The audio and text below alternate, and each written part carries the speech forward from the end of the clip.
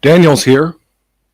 Correctivity in homeostasis, therefore autonomy and sovereignty of European genus and species.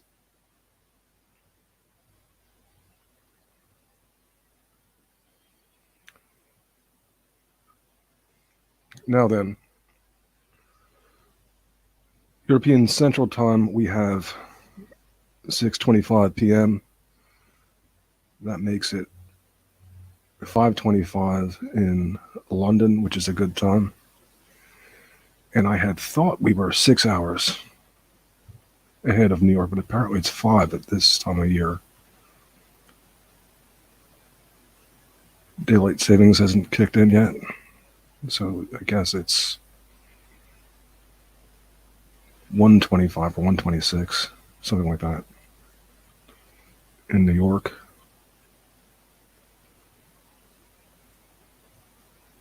$12:26 Chicago.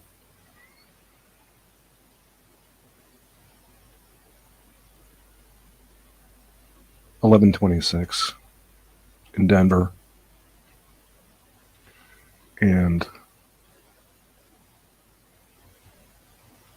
10:26 in Los Angeles and San Francisco. So that's a really a good time, a reasonable time to be setting forth the show. And this is actually an important show. So all these shows are important to the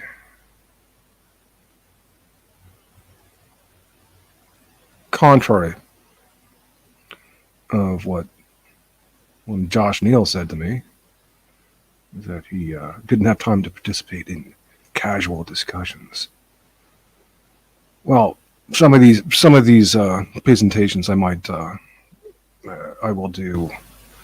I will perform in stream of consciousness fashion, but that doesn't mean that the material is not serious, anything but. And this casual word I'm seeing, I was wondering where Josh got that from, because it sounds like the kind of bullshit that guest worker would say. It's like any kind of angle they could take to try to trivialize you and dismiss you, he would, and not for good reasons. But of course, these dissident writers are going to do that as well. Or I don't know. I suppose they're going to adopt some of these kind of bullshit techniques, because to some extent, apparently, it's not about for them getting it right, theoretically or otherwise. It's about a little popularity contest and a little cronyism that they're managing, and I really don't respect it.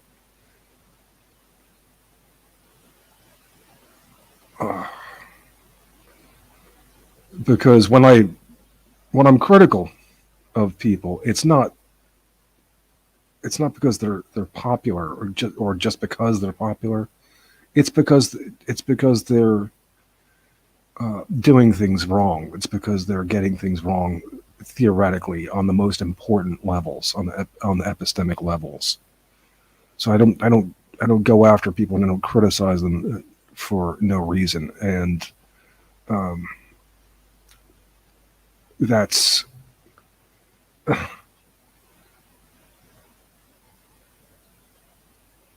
there are important issues there that they're not getting or not caring about, and either way, it's not something to buckle to. It goes to show how important this platform is.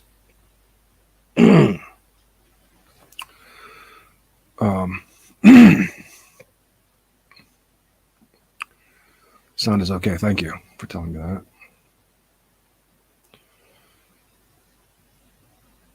I was discussing Fróði Midjord, I think his name is pronounced. I was discussing him and his in a podcast that he was involved with, where he was discussing his paganism. He was debating Christianity or something like that, or criticizing Christianity with academic agent. That's what it was. And some observations of that came to light, some criticisms.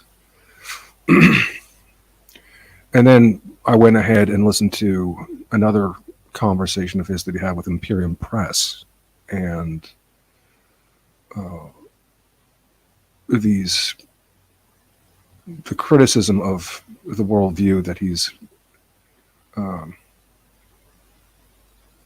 unfolding came to light even more, or what should be criticized about it.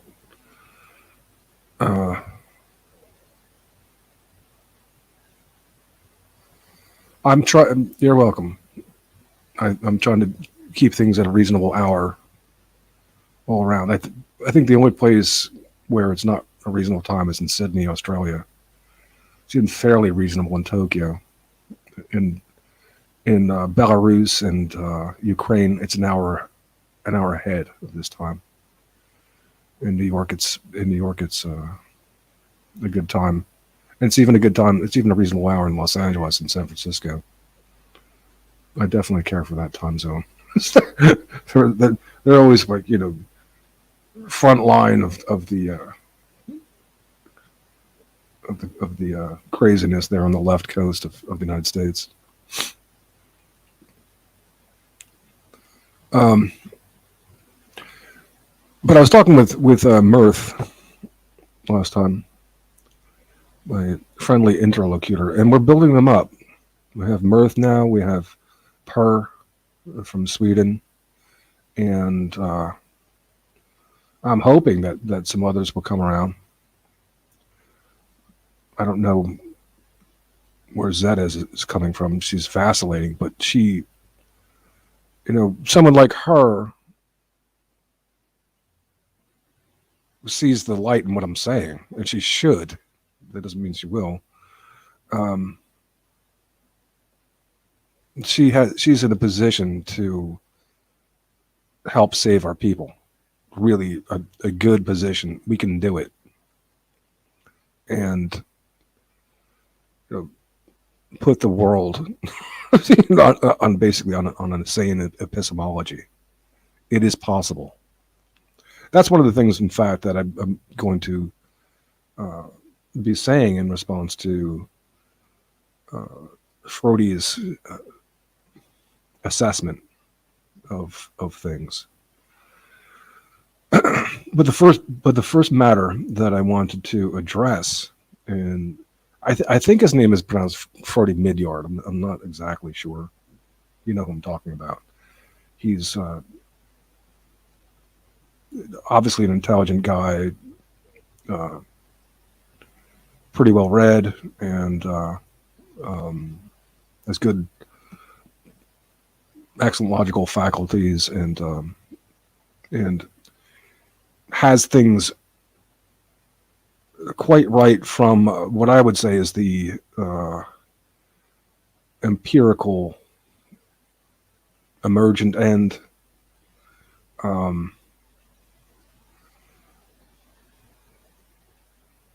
More descriptive, let's say.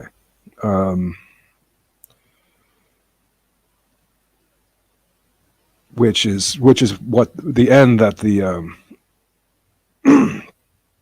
what I call the reactionaries would gravitate towards, the right wingers, the dissident right, and he does identify as right wing. He even says that.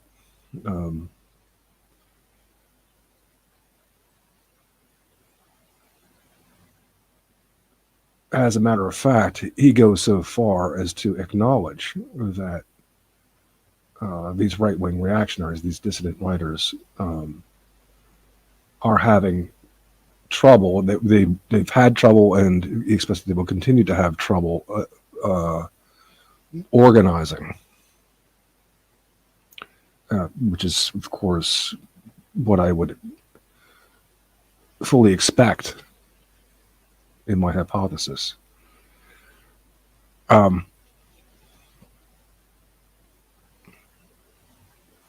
And he says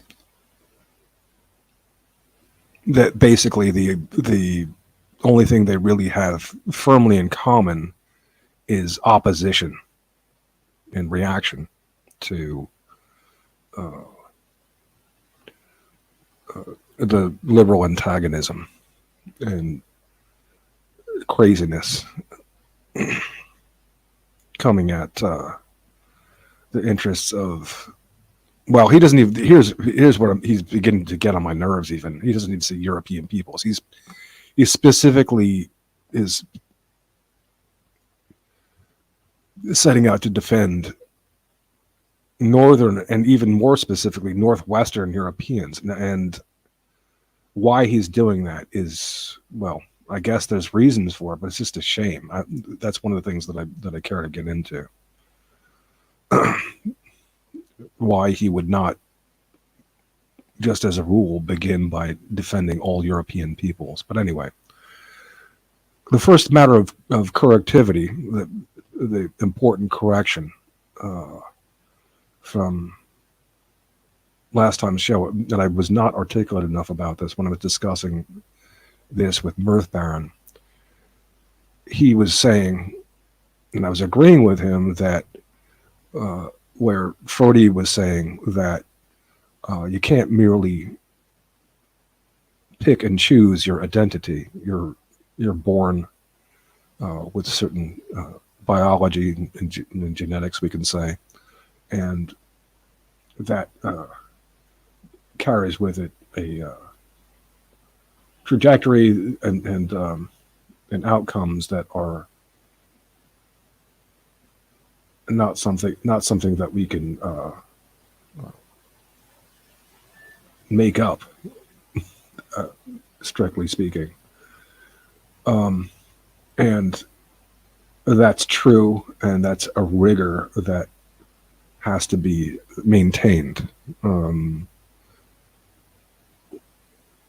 recognized, accounted for.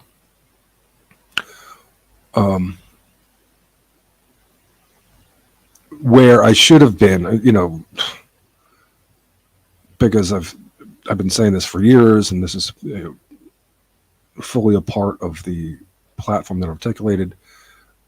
I said to Mirth Baron, yes, that's true, but in terms of how these things count, we have agency. Well, that's true, and that's also true, but it goes deeper than that.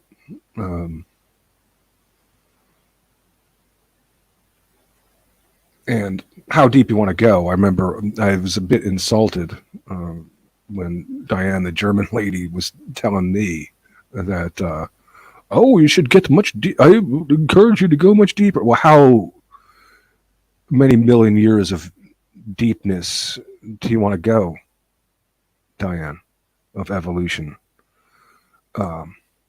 And you will not escape the interactive process that goes into our evolution and its homeostasis.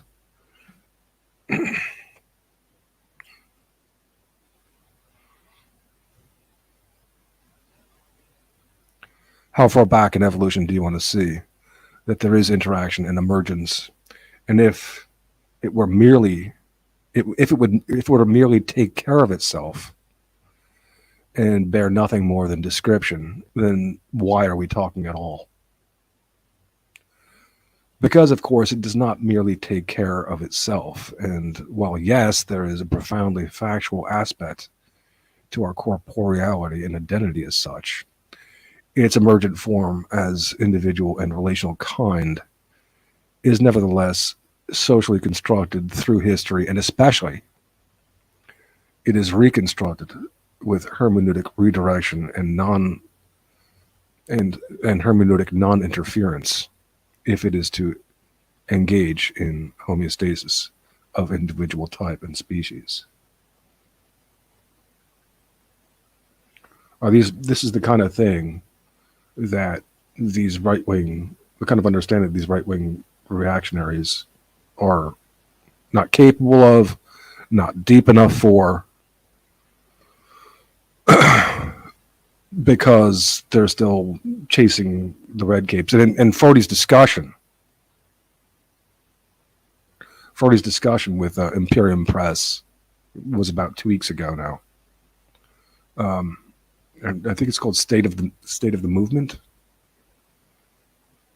Yeah, State of the Movement from 2 weeks ago. Fróði Midjord talking with Imperium Press. It was clear to me that he is joined with the program with the rest of his dissident right cohorts of chasing the red capes and basically engaged in, criticizing this characterology of the left and trying to base the identity of of European peoples, but he doesn't say that. He says Northwest European peoples in reaction to that. It is kind of, well, I want to be kind because Fróði Midjord is the kind of guy who is intelligent enough so that he should be able to be brought around. I hope that he's not vain enough to put me and what I'm saying aside, just because I don't play by the rules of the clique that he's engaged in.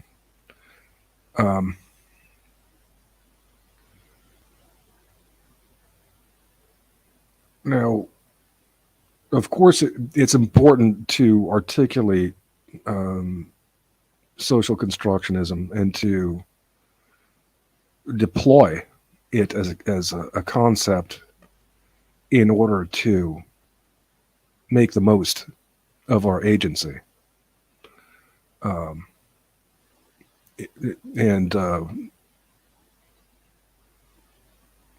social accountability. This is the kind of thing that we need, especially if we are highly individualistic Northwestern Europeans.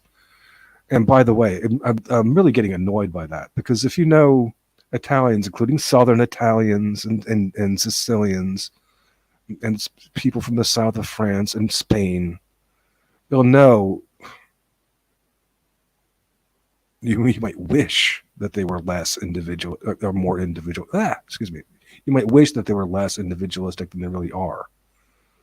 This individualism that is plaguing us is not only a Northern European thing. This getting high in objectivism. It's unfortunately not only a Northern European thing. All Europeans are susceptible to this. And if you want to maintain the Northern European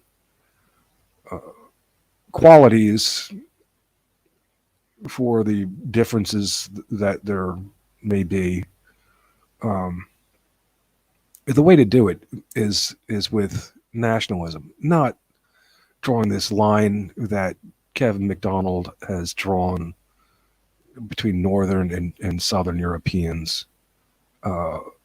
It's heartbreaking to devote your life to defending all Europeans and hear these people, they only care about Northern Europeans. Stinks. It's not necessary. When they only talk, Northern European, well, look, I mean, yeah, you can discuss that, make that a topic, but when you make that take that as the rubric of your concern, then you're doing something destructive, and you're alienating all kinds of European peoples and throwing them under the bus, and effectively for no good reason. Nationalism is the way to maintain these qualities that you care for. That's a bit of a digression, but that's the way to maintain classifications of people. And we do that, of course, with here with the DNA nations concept.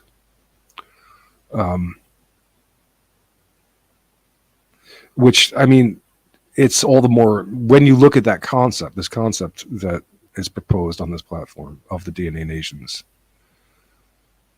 it becomes all the more disgraceful that someone like Matt Parrott, and now, Josh Neal has apparently joined him, and I've discussed this with him, that I want to promote the DNA nations, and I wouldn't mind his help. I've discussed it with Kevin McDonald. I've discussed it with Tom Sunick, and it's disgraceful that they haven't joined me to help me yet. McDonald said that if I get it going, he might endorse it. I don't know why he wouldn't endorse it already, but I imagine it's because of the conflicts that I've had with his Christian friends and so on. And really, that's not a good reason. They're not giving me a chance to talk and to find out that it's not me who's like firing on all cylinders in antagonism of Christian people. They're the ones who've given me a hard time, right along with the Nazis, of course, and that's another thing. Of course, a lot of them are playing a bit of patty cake with the Nazis, and Fróði's doing this too, even though he's a pagan. He's like, I don't know how he is very comfortable with Mark Weber, who's there over at the Institute of Historical Review, which is, totally full of shit, and there's all the garbage over there that panders to the Nazophiles.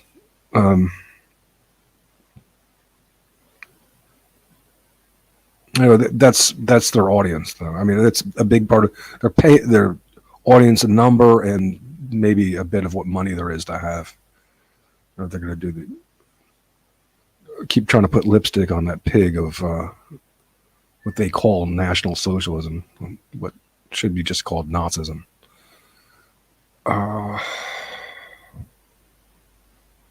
Okay. Coming back to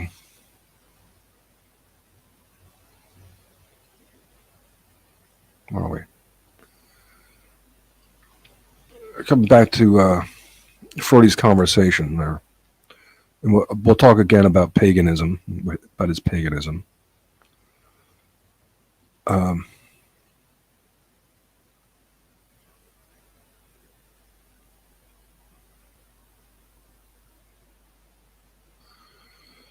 Now,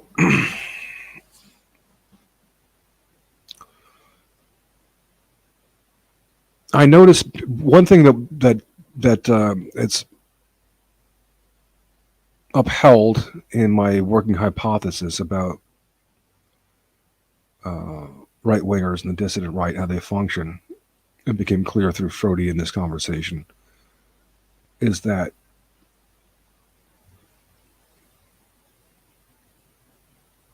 almost without exception, I haven't seen an exception yet, the people in white nationalism who pretty much think that Hitler was almost okay, if not great, almost okay. Misunderstood, that America was on the wrong side. They will say this kind of thing. All of those reactionaries have come through the William Pierce school of thought. And Fróði was saying that, he was a regular listener to, what was it called? Dissident Voices, of the radio show of William Pierce back in the 90s. And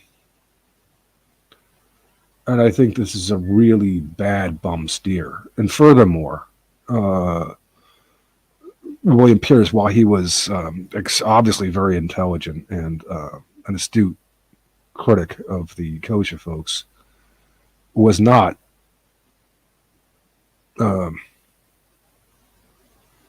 even a good philosopher. Matter of fact, he was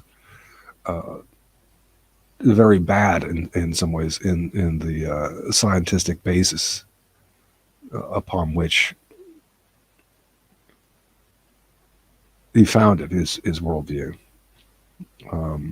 And the natural fallacy and the the Hitlerism that's part and parcel of that. He's giving a lot of people a bum steer, and you can see how they be captivated by him. Listen to him. Yeah, the guy's brilliant, no doubt about it. And on certain very fundamental, in certain very fundamental epistemological keys, he's off, and that's a big problem. But okay, having said that, so that's one thing to note about Fróði, that he's one of the guys who this is why they are thinking that Hitler is more benign and friendly to other Europeans than he actually was, because William Pierce had a fairly kindly attitude towards other Europeans, Eastern Europeans, and so on. And then William Pierce projected that onto Hitler, and it wasn't true. It wasn't true that Hitler was somebody that you can reconcile European peoples under at all.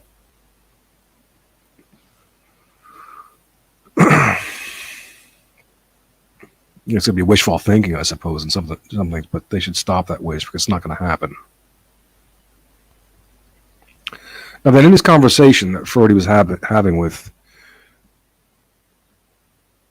Imperium Press, he was trying to co-opt the concept of praxis that I talk about, Aristotle's concept of praxis, and the social, but they're really not up to it with the resources that they have. They're not radical enough in their ethno-nationalism. They're reactionary, like the rest of the Hitler heads, like Tom Anderson here, who is who once said that Poles aren't white, and is always saying that he was always saying to me that America was on the wrong side of the war. Well, that's to say that Hitler was on the right side, and he wasn't.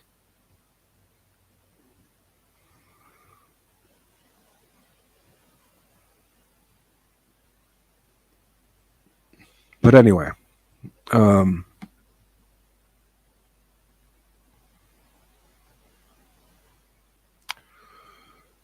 Fróði is definitely chasing the red caping of postmodernism, and he remains pretty much identifying as a right-wing reactionary. In minute 110 of that discussion, saying that the only unifying factor is what we're against the problems, and in that sense, he says it's good enough. It's not good enough. That's not how you maintain homeostasis, by reaction. And that's why they want, as I've explained many times, and these people, they don't listen to me, and they really should. I'm beginning to lose my timidity of the matter, because if I've listened to them, I've given them the benefit of the doubt for what intelligence they have, and I see that they don't exactly know what they're talking about, and I can see the mistakes they're making and why.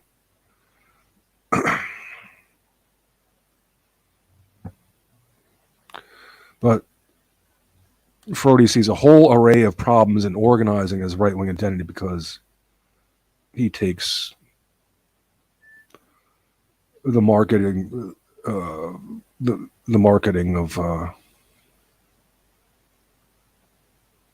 nationalism, European identity, as somehow necessarily corresponding with right wing, and how it can't be left ethno-nationalism, as I would say. Fróði says that humans are irrational, and that the liberal worldview maintains that we are rational calculators who, of our individuality, can make sense of things and like just sort of put things together and be reasoned with, and so on. And he's right that are kind of right. I mean, there's a rationale to your biology, to your corporeality, and how it would pursue homeostasis and the reconstruction of its genetics, even if it means being absorbed into another race or whatever. It's still following a rationale. But okay, it's not rational in the sense that in what sense is it not rational?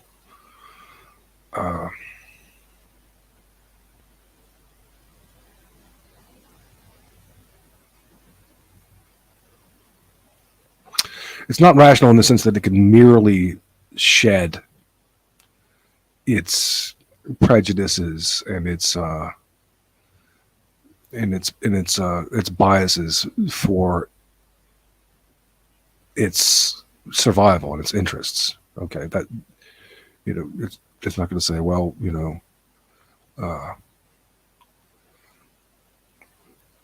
of biology, we're not going to say, well, there's too many people in the world, so I should just die, or something like that. Some will, but what I want to say is that his argument, and Greg Johnson says the same thing, that we are not, that the left takes for granted our rationality and the right doesn't. He's getting into the weeds of naturalism, of natural fallacy there, as he would, and this is the problem. We humans are more irrational until they're socialized by social group definition, delimitation, classification. Then the criteria of rationale and reason, which we sorely lack, thanks largely to these right-wingers and their stupidity, becomes more apparent.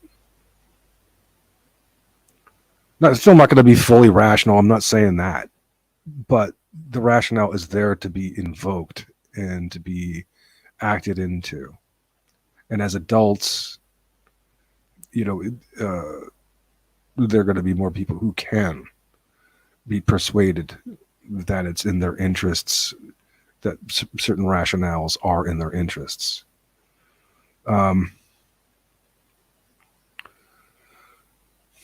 Okay, then.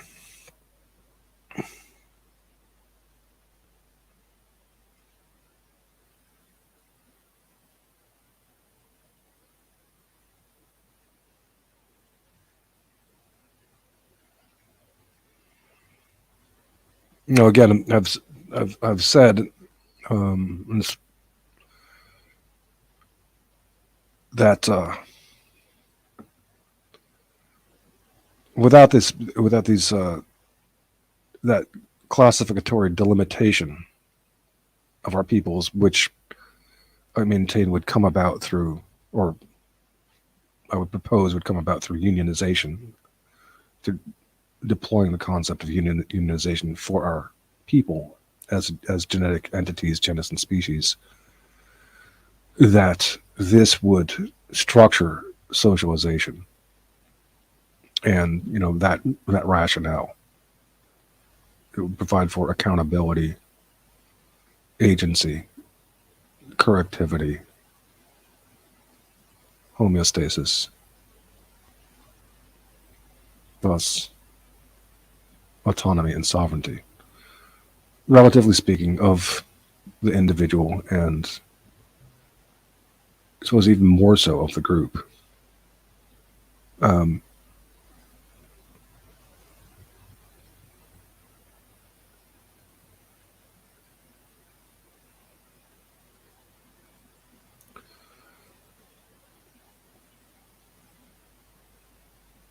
Now then,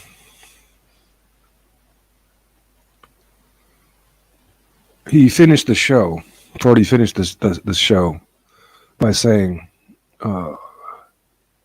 conservatism is the opposite of what we need. And he said, he asked, what do we, there's nothing to conserve. What do we have to conserve? This makes me want to pull my hair out when I hear people saying something so stupid. What are we conserving? We're conserving our genetics, for heaven's sake. We're conserving our biology. We're conserving our inherited forms. That's what we're conserving. How about? I mean, ridiculous that anyone would say something so stupid. Ask, what are we conserving?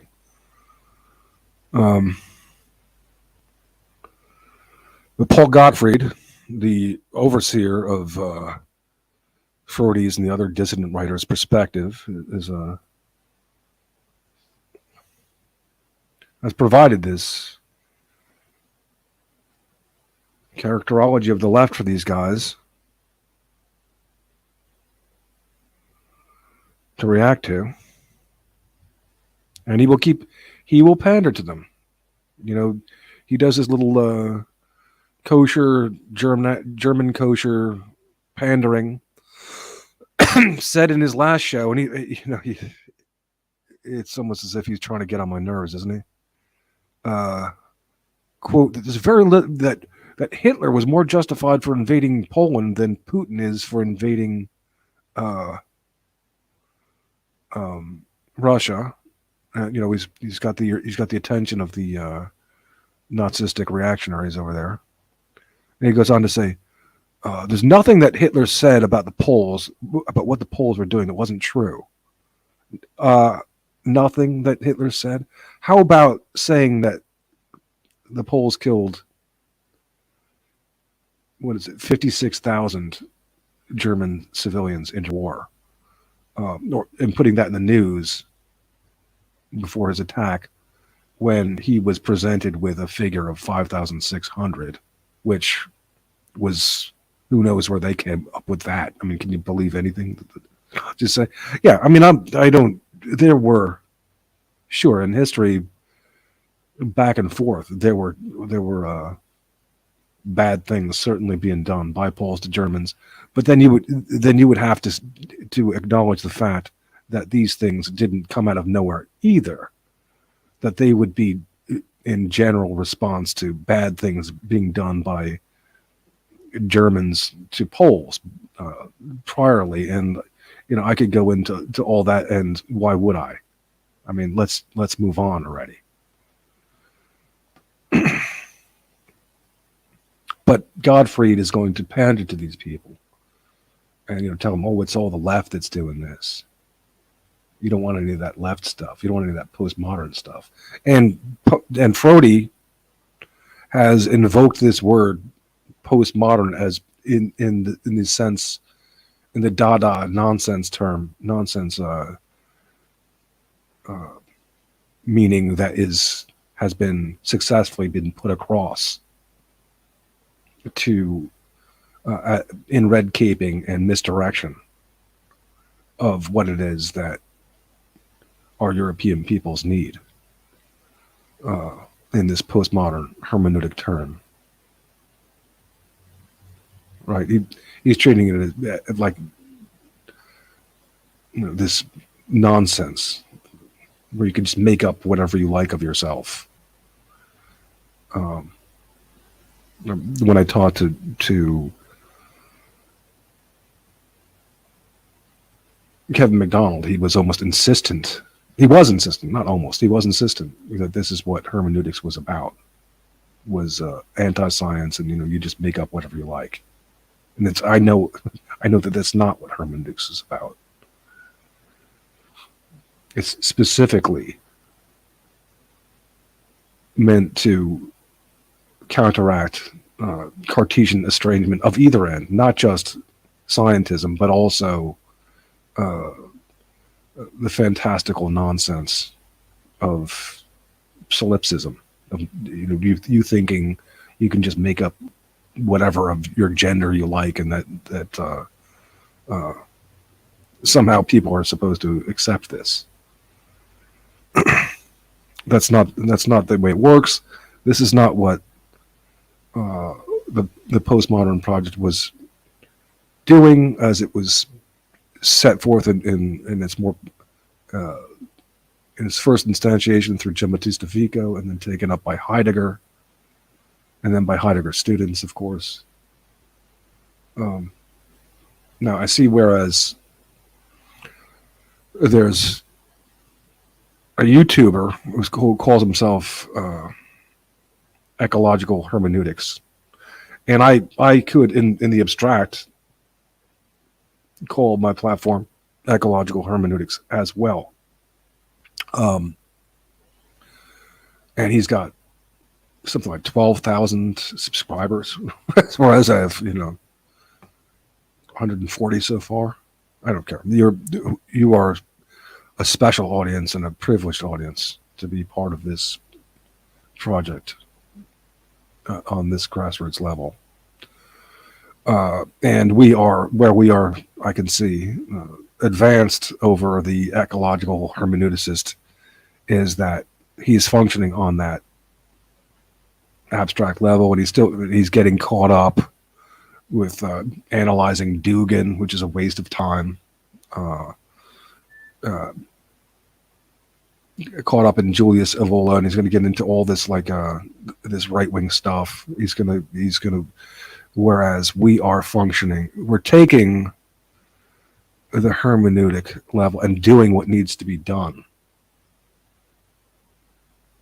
We're not just trying to do descriptions of the world.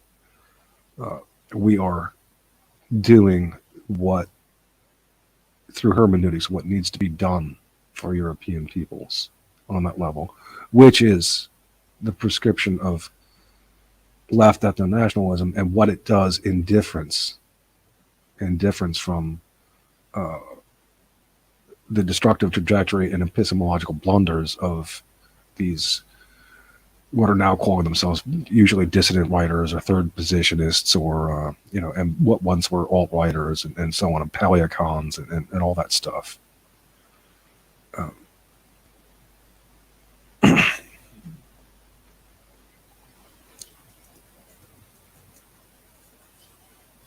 You can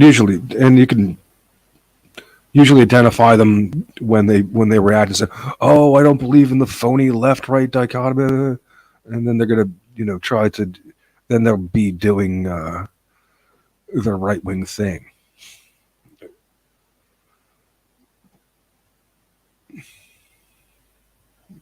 Going above or below praxis, instead of setting the unionization of our people as the worldview, and therefore instantiating the correctivity in its structuring that would provide our homeostasis, which is the avenue to autonomy and sovereignty.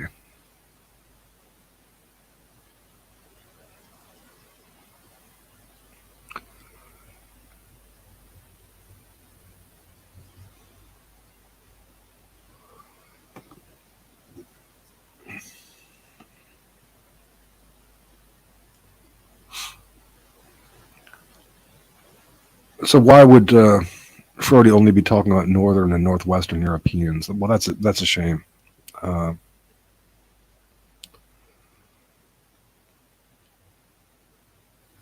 it's all the more reason not to put the concept of cooperative nationalism under the bus, this scientific division between North and South Europeans. They can make arguments, but they won't be good ones.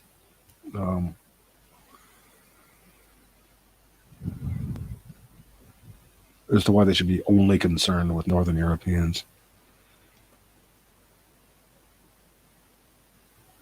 Now, another thing that Fróði does. Let me check it on my chats here.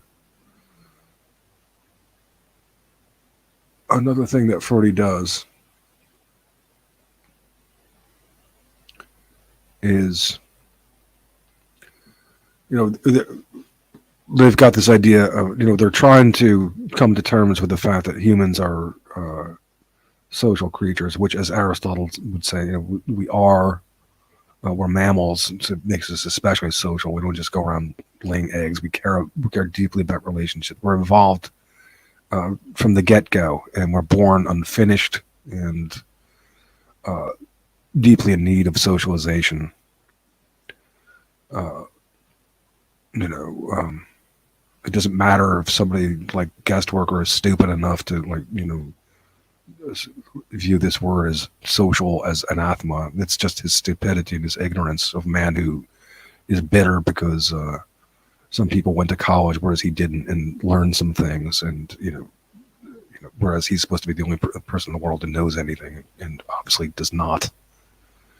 Anyway, so you have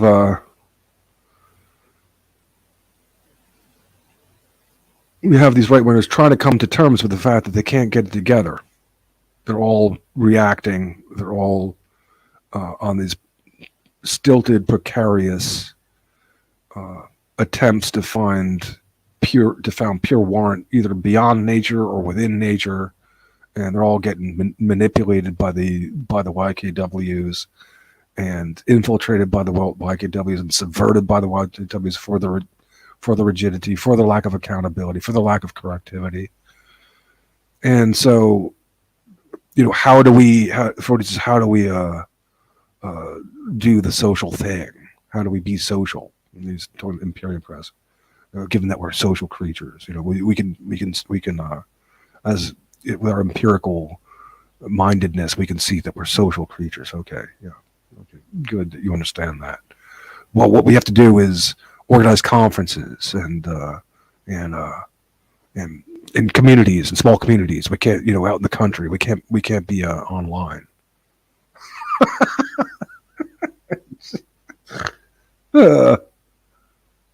I mean, we can't just be on. He says we can't just be online. We can't. This getting stuck in a virtual world of the internet. This is no good.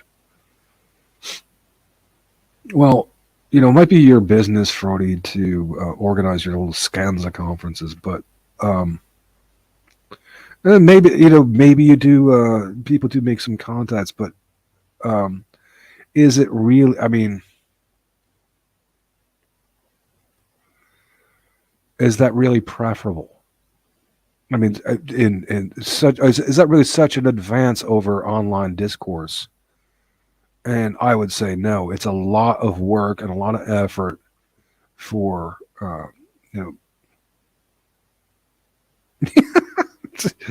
for what? For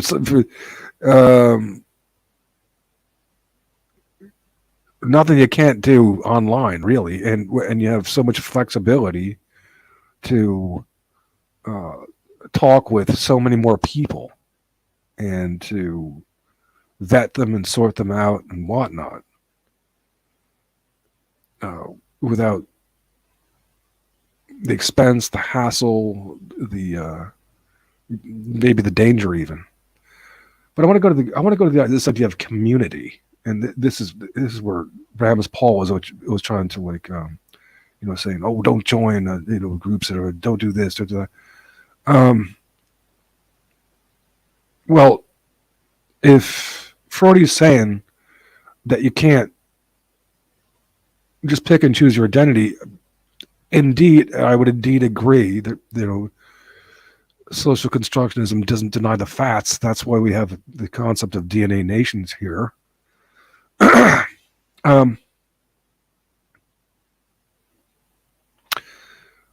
Are you doing something deceptive and something that calls upon the heat of our enemies if you are saying, yeah, identifying with your haplogroup?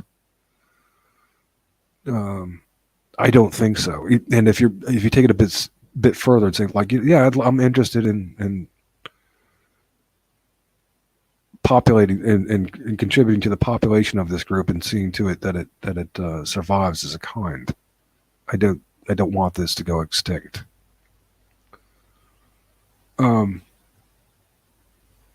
If you won't take a stand there, I would take a stand there. If you won't take a stand there, I would just look upon you as a coward. Now, I'm not. If you say I don't want to be sucked into anything illegal, well, of course not, and that's why we would never be associated with anything illegal. But coming back to how communities or if how communities are supposed to be preferable in real life communities, I don't think so. Anybody who's had real world experience with quote communities, especially of this kind, where if people are still emotionally battered from political correctness, you are going to have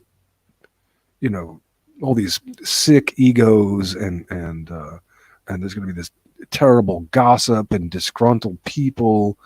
You're just going to throw yourself into a little hellish situation is what you're going to do. I guarantee it. There's no way I'm going to say, hey, get involved in real life community. Hey, try it. If somehow it works to you to some extent, okay. But to me, the quote community that I want to be involved with is those people online that I can connect with in the most essential ways and part with, without any situated stuckness in an instant if I need to. So I said the internet is infinitely superior to in real life for our purposes. Okay then. But be my guest, try it. Experiences know that the gossip and the egos and the demented personalities. I don't envy you at all. Okay.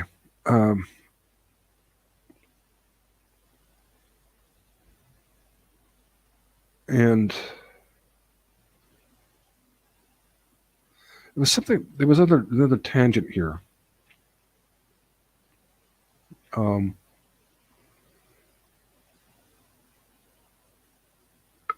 Where was it?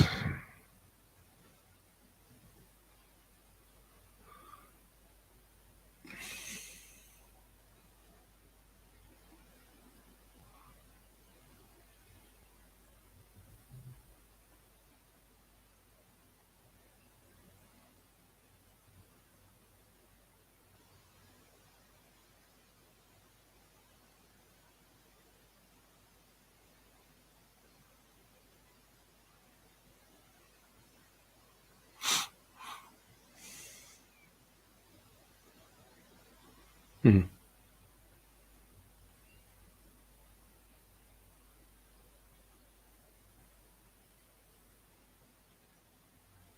Okay, who do we got in our chat room now? I'll put the link in.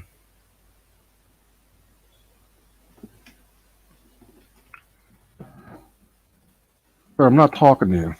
And you can be in the chat as long as you behave yourself and don't try to get me in trouble, which I expect you to do. Say that I'm trying to do something terrible, which is immoral of you when you do that. But anyway, where is Zedez? Zedez was here last time and thanked me, saying that she might join me. She had an altercation with me, and following last time's show, Zedez was saying she put a she commented in my Twitter timeline.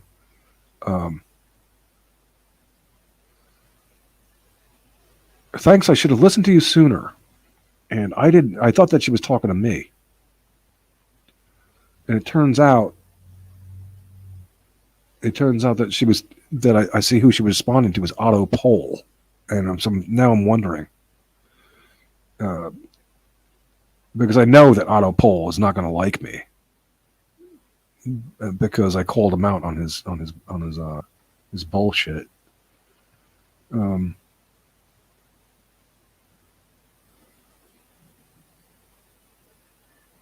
Otto Pole had said in my timeline that apparently he had warned Zedez that Claire Call would be here and that she was this absurd Asian woman who was preaching to white nationalists. And now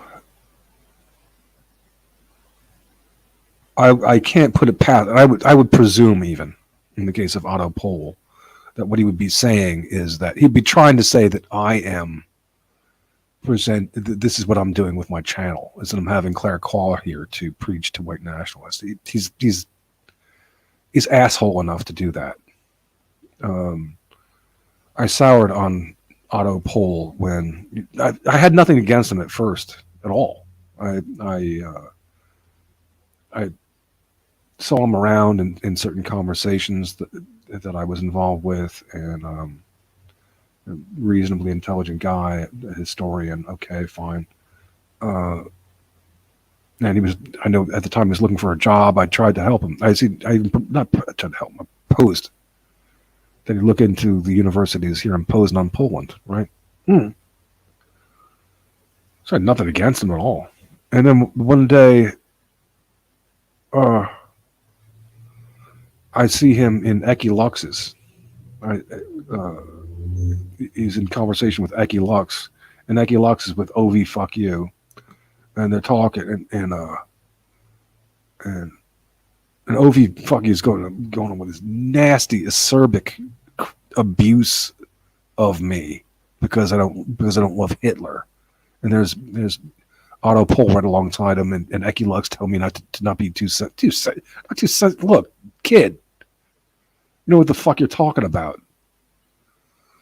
And the road to hell can be paved with bad intentions too. Don't be too sensitive. Get the hell out of here.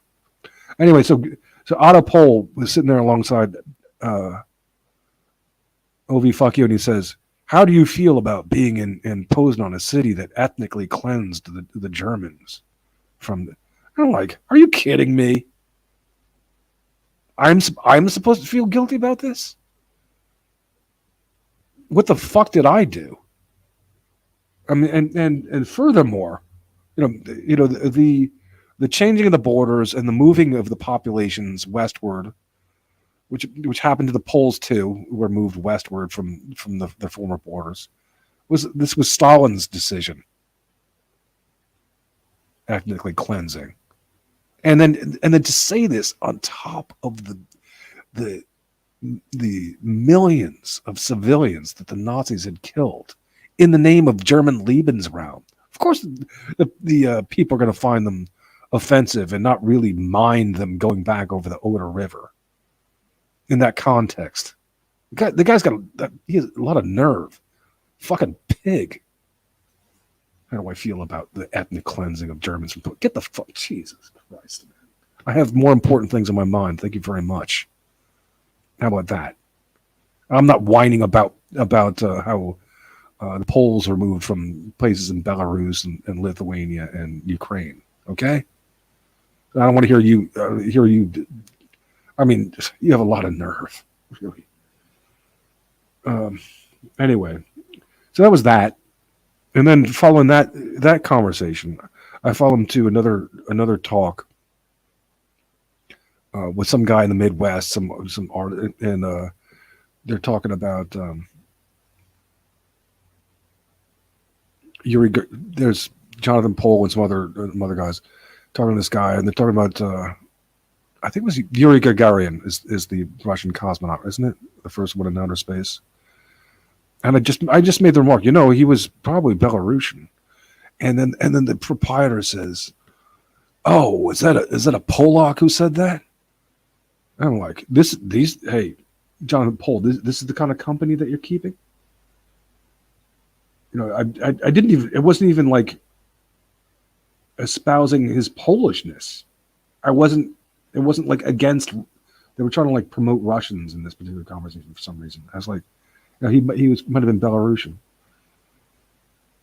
And it brings forth that remark. That's the kind of like poison that is that's part of this false currency that's being circulated among the dissident writers of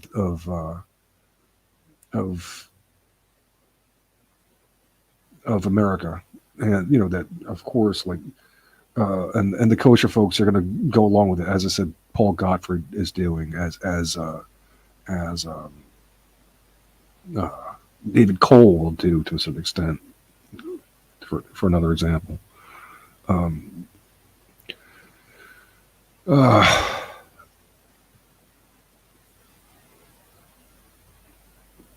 I tried talking with Jonathan Pohl about the concept of the DNA nations and about the left ethno-nationalism, and this like fat pig, I can't help it. He really makes me mad. He's saying, "Oh well, the left," and he just like insists on regurgitating, the kosher definition of left, and like as if it can't be applied in ethno-national interest, which of course it can. And they talk about the DNA nations concept, and he's like saying, "Oh well, I can just go to my lodge and get my dessert there, with my German American compatriots." Well, as if that's enough, and as if it's mutually exclusive, as if you can't go to your German lodge and engage in the DNA nations concept. And then you begin to suspect, oh, here's why he's a bit skittish about the DNA nations concept, because he's got an Asian wife and kid, which even that shouldn't cause him to be skittish, because it's not, the concept is about accountability, so certain gray areas and can be managed. And okay, true, he would be marginal in the concept, but so what? That's his problem. I mean, really, if he's a halfway decent person, and I don't think that he is very, this would not be he would not object to us carrying on our way, despite the fact that we're not our purpose isn't to promote half Asian, half white people as our paragon.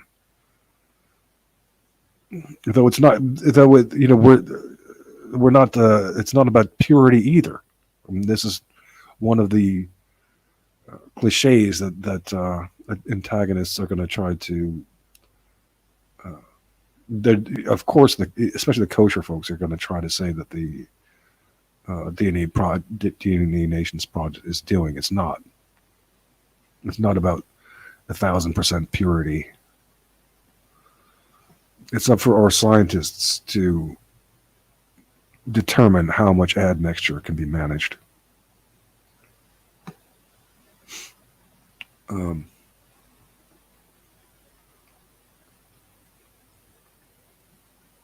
But these are the kind of people that are circulating among the cronies that have blackballed me. And you go down the list of, Fróði Midjord says, "Well, I have interviewed all of the major people in the struggle now, from Kevin McDonald he lists, and then he goes on to, and who does he cite next?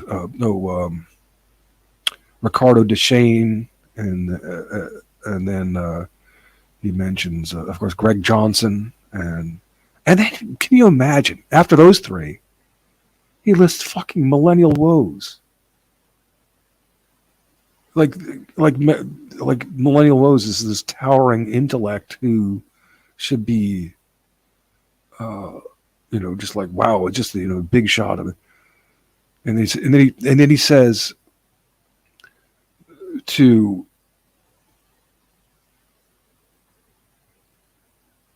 list as one of the credentials of millennial woes, why he sees him as big, someone important to the story.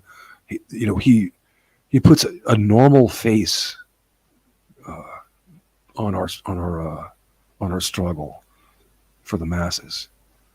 You call it millennial woes normal? I mean, this guy who I always like to ask, who has had, let's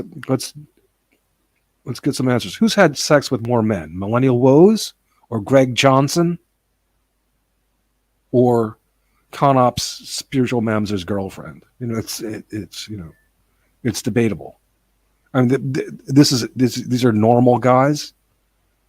Are you kidding me?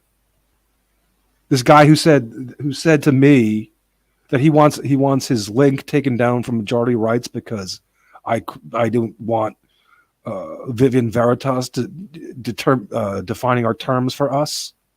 Like, this is such an outrageous, such an affront. Is that what you have to do in order to get your e-celebrity in order? This is ridiculous.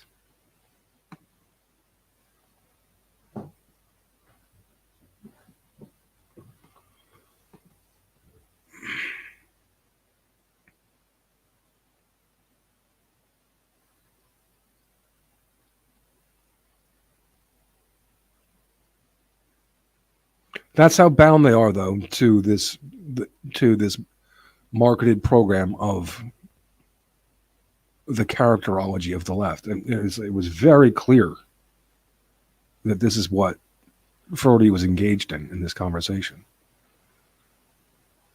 When he was talking about, it's like, oh, this post-modernity, chasing the red capes, doing exactly what Paul Gottfried and the like would have him do. Chasing the red capes, and with it, the underlying concepts that we need in order to teach our people what it takes to establish our sovereignty, our homeostasis. Now,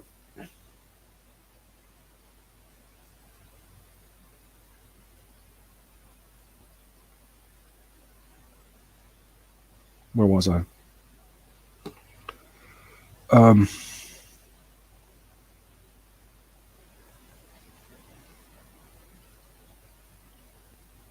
Hi, Diana.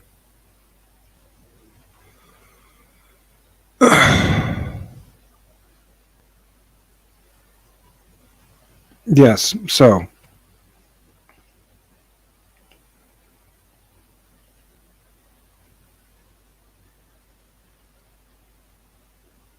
oh my goodness.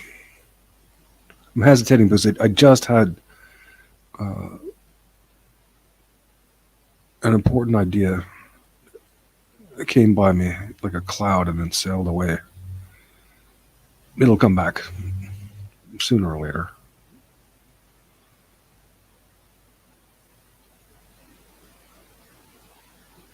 It had something to do with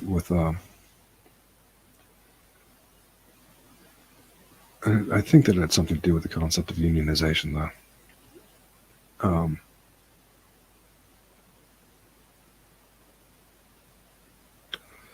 Claire, I'm sorry. I've learned my lesson with you. That I can't talk to you. Yeah, It's not. Don't bother. Spiritual's Mamsa's girlfriend is a Somali transvestite.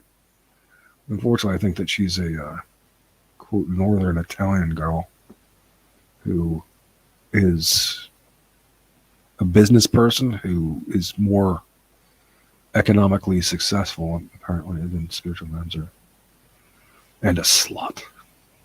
Clearly, she is. She probably. I don't know. I actually, come to think of it, Millennial Woes is probably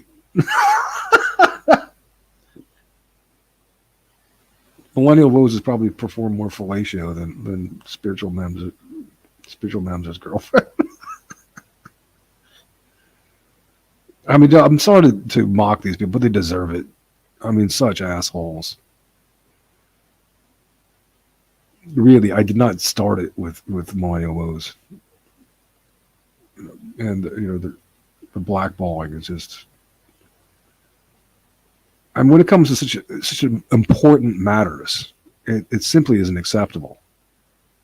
And these people are showing their colors. And they're showing their true colors with the Ukrainian thing, too. I mean, really, the way they're so sympathetic to Putin, and how and they're blaming America for everything, blah blah blah.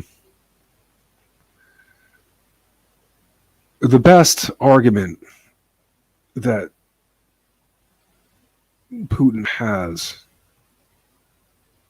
for the audacity of all this is that civilians were being killed in the Donbass, and I don't, and there's this figure of 14,000. How many of them were civilians? How many of them were armed combatants? That's really something that has to be clarified, and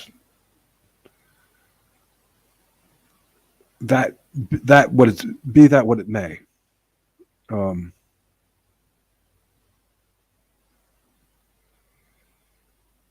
The normal thing to do, or the relatively normal thing to do, would be to send troops just into that region, to secure that region, to make sure that no more murders of Russians were going to happen there, because they weren't being killed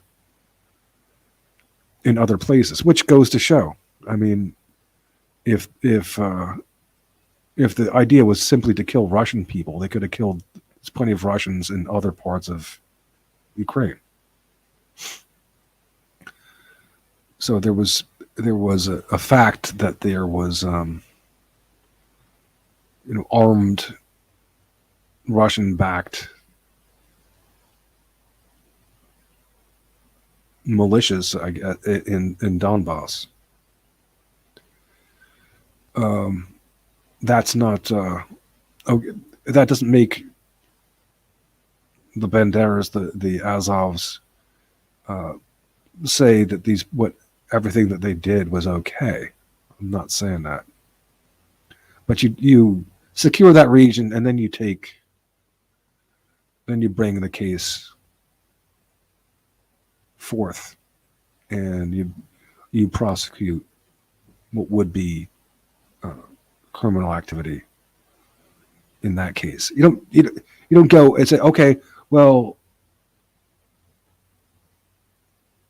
they killed these people, including some civilians in the Donbass, so we're gonna destroy the whole of Ukraine and kill exponentially more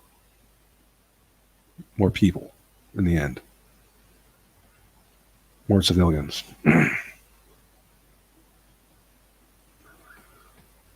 That doesn't make any sense. It's not justified.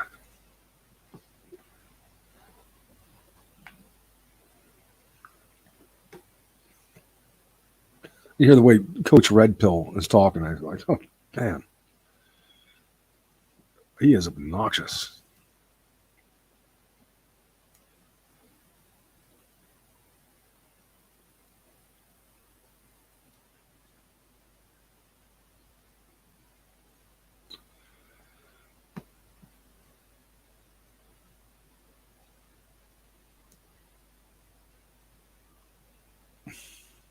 Okay, then.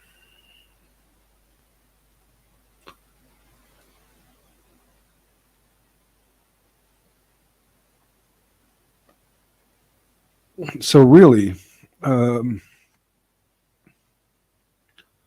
problem the problem now that I have is that yes, my vitriol will come through, and I can be quite quite mean and cruel when I think that people who are supposed to be acting in the interests of European peoples have things very wrong. And I don't apologize for that. Nevertheless, I do expect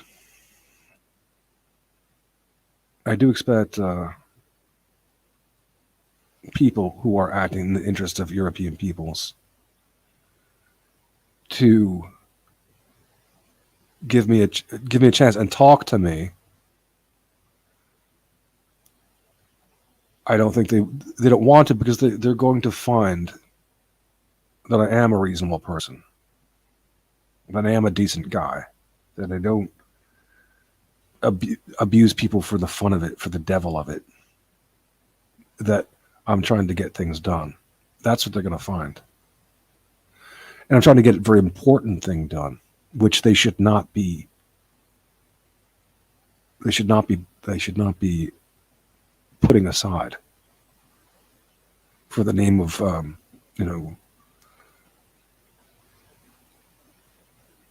in the name of Jesus, Sky God, or whatever else.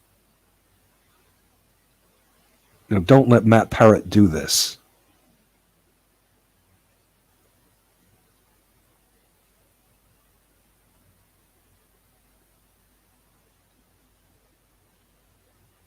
Don't let these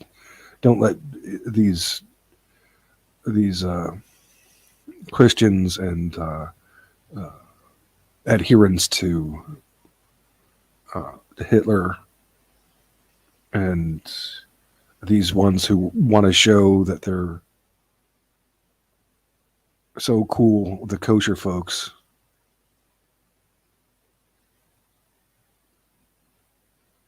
that they'll go along with their misguiding direction and put aside the platform, this platform, which is indeed what we need.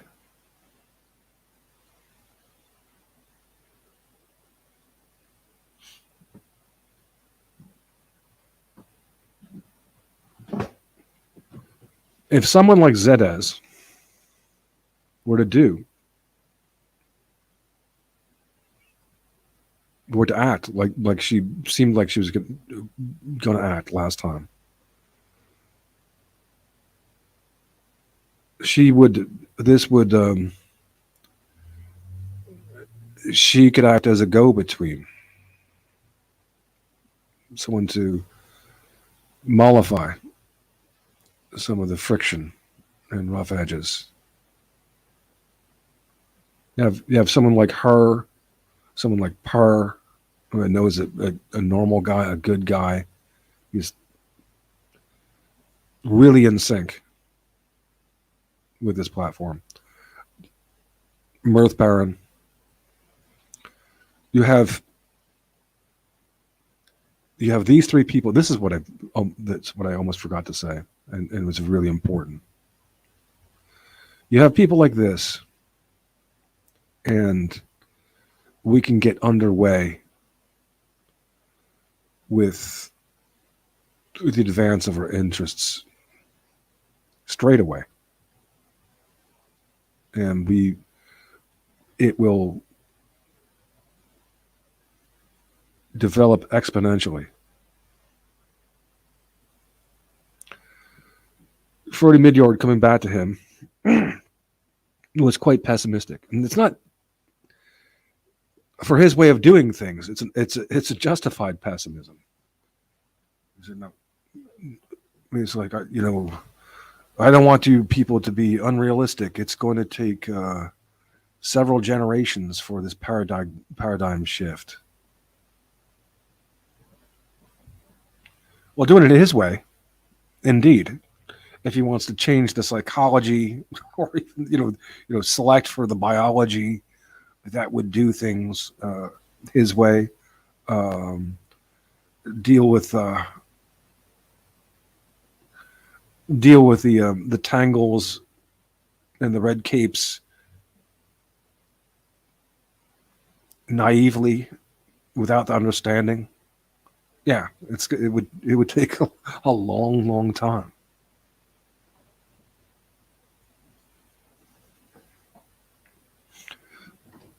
But if you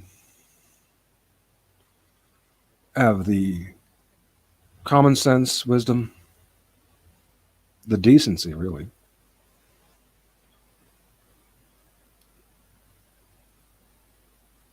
to participate in this platform, then we are going to, it's not going to take generations. We'll be starting right now. Right now. To make our better world, to pursue our sovereignty.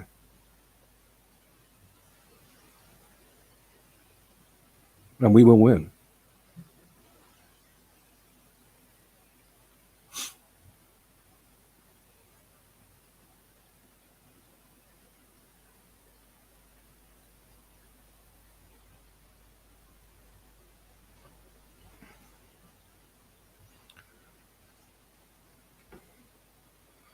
We can make things really great in our gender relations.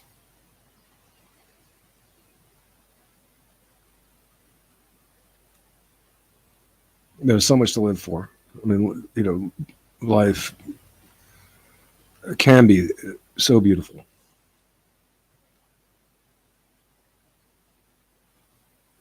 And we have the means to analyze the problems and the interactive tangles that are going, the intercultural tangles that we're caught up in, to sort them out.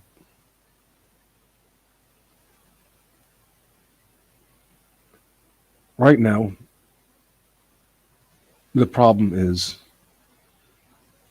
unburdening ourselves of the ignorance of these damn right-wingers, these damn dissident writers, and their stupid assumptions, and their determination to chase these red capes, their arrogance. There's no excuse for them either.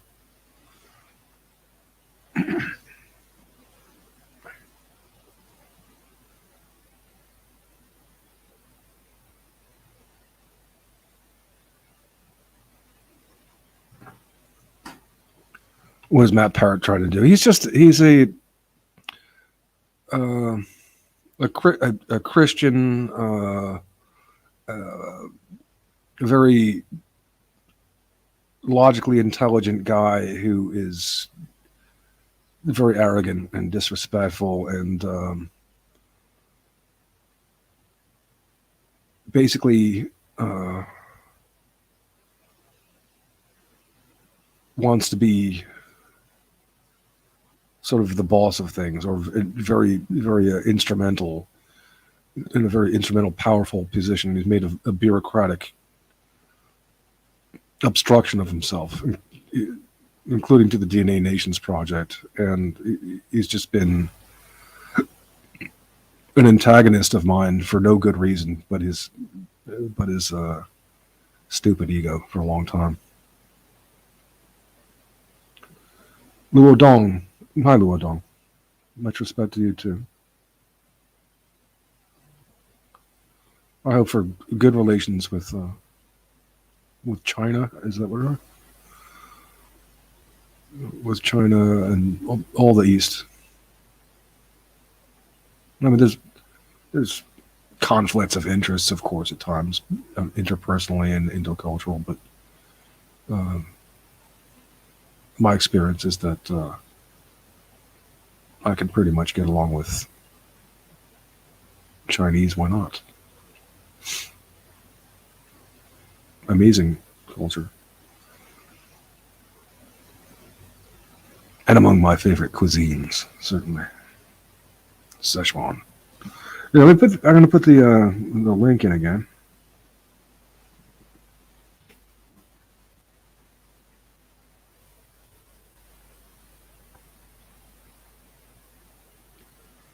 Amat Imbit Hambal. Let's try again, Daniel. Try again what? Are you the Pakistani guy that was living in, what was it, Toronto?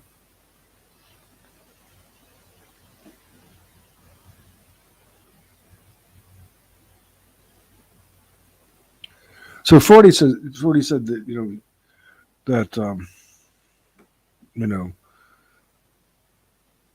it's going to take a long, long time for this paradigmatic shift. And, well, there's the link, Amat. We can try and talk if you like. I found, if you're the same guy I'm thinking of, I found you reasonable last. But then again, if you're maybe you're con-ops.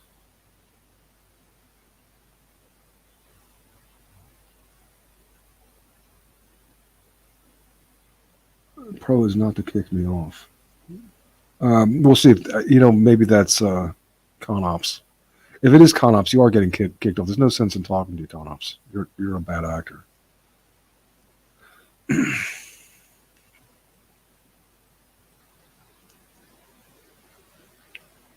Thank you, Ludo. Yeah, well, the thing is that one of the important things I do to pat myself on the back is to sort out these academic concepts, most centrally postmodernity and hermeneutics and things like that, as they're supposed to be deployed, as they're meant to be deployed in the interests of people being able to maintain their inherited forms, as they're naturally going to want to do, against the impervious destruction of modernity, and especially modernity as weaponized, and also retrograde, reactionary, traditional ethnocentrisms, which of course are going to be bad news as well. Not to mention primitivism, monocultural communication, the first form, which is in a sense coming around with the concept of anti-racism. One race, the human race, becomes a monoculture. Therefore, anybody who's a racist isn't even human. Just like a cannibal in Southeast Asia who doesn't recognize the humanity of people, of any. You're either one of his tribe or you're not even human, and therefore, let's throw you into the communal stew pot. That's kind of like the way, quote, racists are being treated, as if they're in the monocultural worldview, right? One world.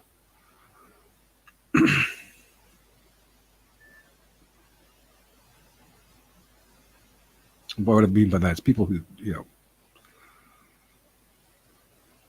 employ taxonomical classifications of people.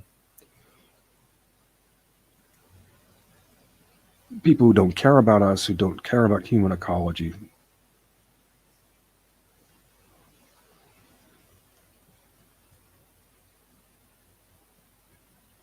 Will play upon and prey upon the fact that these distinctions, that there's a modicum of arbitrariness for the fact that we can interbreed, and they'll make that all important. Conops tried to make that all important last time. So, oh, you're not being scientific when you say because people will outbreed. Well, some might, particularly if the hermeneutics are directing them as such and saying that in-group preference is evil, racist, and things like that.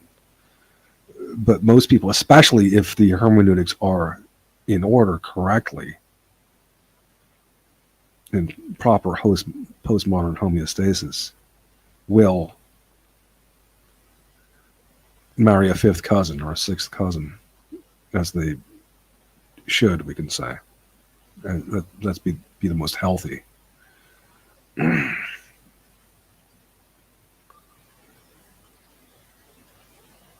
it's not a purity thing. It's not to say that they're a little bit of mixing between the European peoples isn't even a good thing, but not to the extent of Richard Spencer, where it's like, where he is a total slob. You have the snobs and the slobs. The snobs are those who say that, there should be no intermixing between this kind of European or that kind of European whatsoever. And then you'll have the slobs who will say, oh, it doesn't matter at all. Just never mind these what could be, in some cases probably are, profound genetic differences, even between Europeans, which should not be transgressed willy-nilly. And especially not for the sake of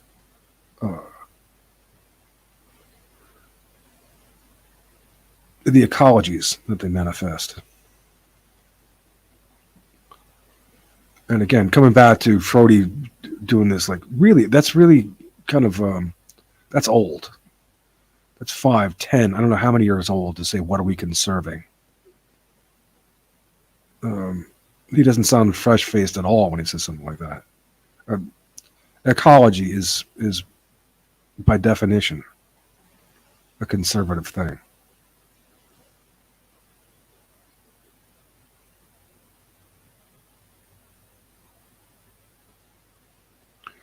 Will Poland send most of the refugees to the West? I don't know. I don't know, Diana. I'm proud of the way Poland has received the Ukrainians, the refugees. I don't know. I know that they don't necessarily have as much money to spend as other countries, but it's an unfortunate thing. What I'm concerned is, and I haven't heard much talk about. I just want to digress for a second. Where these crowds of Middle Easterners and Africans that Lukashenko had some weeks and months ago trying to sic onto Poland, that the Polish military was keeping out, if they're going to make their way in by means of this opportunity in this situation, and because the ethnic genetic difference of the Ukrainians is not so, it's not going to be such a negative impact on European peoples. Of course you don't want this much, but it is an emergency situation. So, but I did see at the post office, some suspicious guy, wouldn't be surprised at all if he was kosher, was helping to register this African, probably as a refugee, and probably was coming from Ukraine. Anyway, so that's my concern. But I don't know. Don't most refugees want to go to Germany? They have the best benefits and the most well-run social system. unfortunately, unfortunately for the German genome, so to speak. I know that your Diane is quite liberal about that, but I don't think it's right. I think that Merkel. I mean, I just think that what Merkel did was evil, and well, she's really falling into disfavor for the way she, just fell into Putin's arms and made all these deals with him. I know the Poles are outraged by this Nord Stream. It would be a frightening thing to the intermarium countries, a big cooperation between Germany and Russia. So that's one little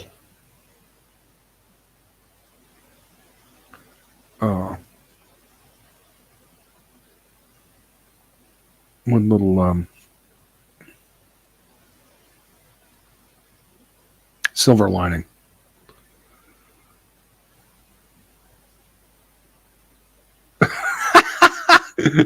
Lou Dong says, we Chinese laugh at Merkel. We say that she's a grumpy old man. She is a grumpy old man. Old bag.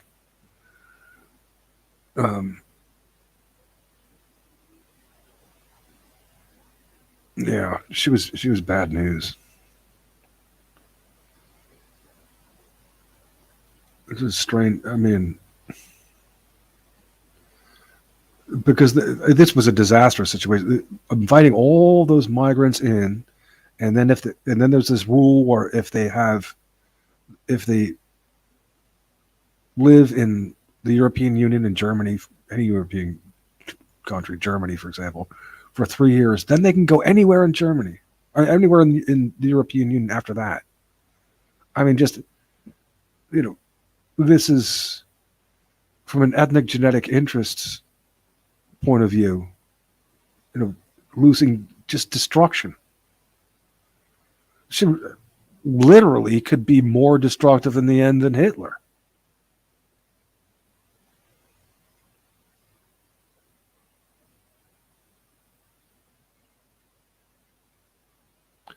Diana says, I'm not happy with the situation at all, especially with the USA pushing their own interest, and Europe will suffer.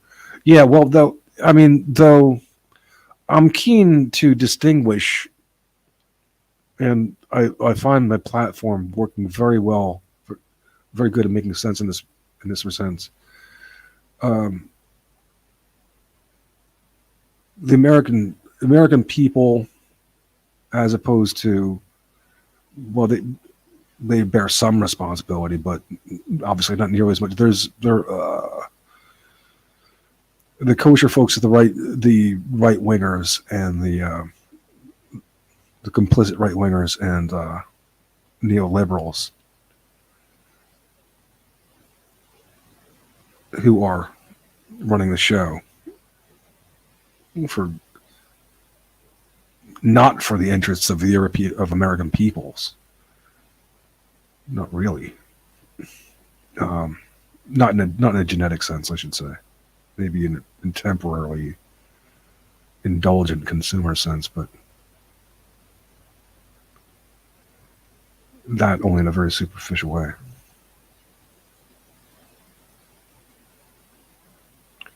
Charles is just as weak. Yeah, I don't. Could be.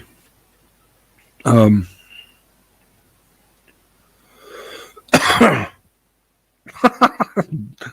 Biden. Wow. Holy cow. You know what did make me nervous? I'm glad to see that all of the European Union does have sanity enough not to take seriously Zelensky at all in his call for a no-fly zone and participation, because that would be the road to a world war that we don't need. And really, what should have happened right from the start is that Zelensky very quickly.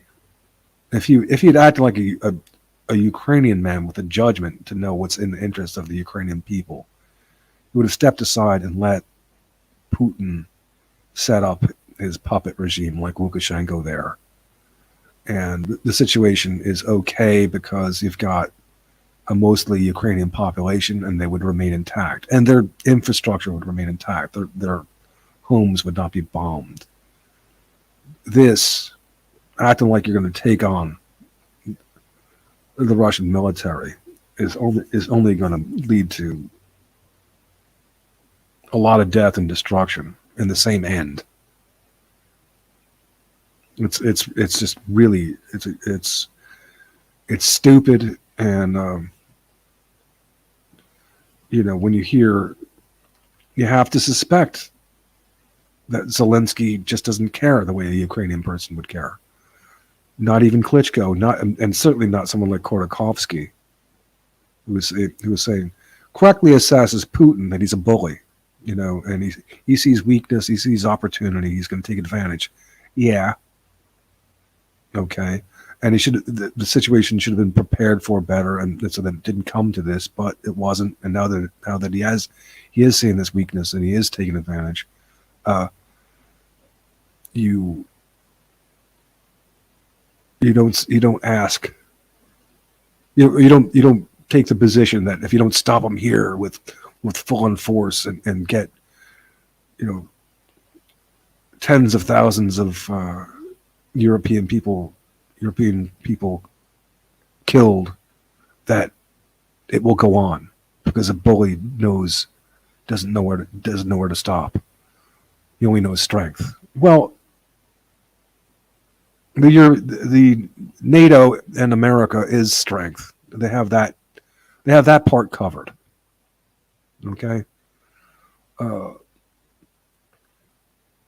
Even if Putin does attack Poland or the Baltic states, and I don't think that he will, he would get his ass kicked.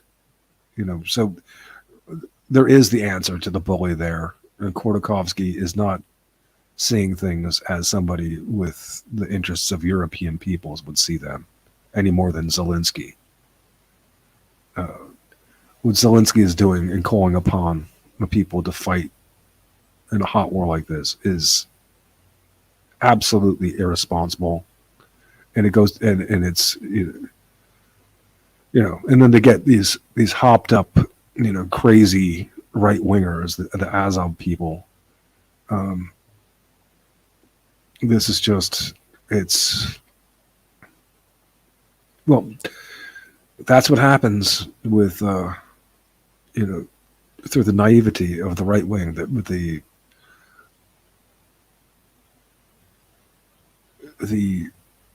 susceptibilities in their worldview. They're easily maneuvered like this. I think what they hold up in Mariupol, and that's one of the reasons why Putin's visited such wrath upon that city. And even so, again, there's really no excuse for what Putin's doing. What Putin's doing, I will say, is evil. It really is. I offer him no excuse for this. The most he should have done is take over those two eastern provinces. It's like, okay, and then maybe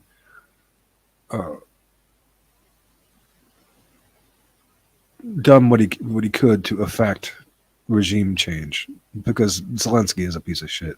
Let's be honest.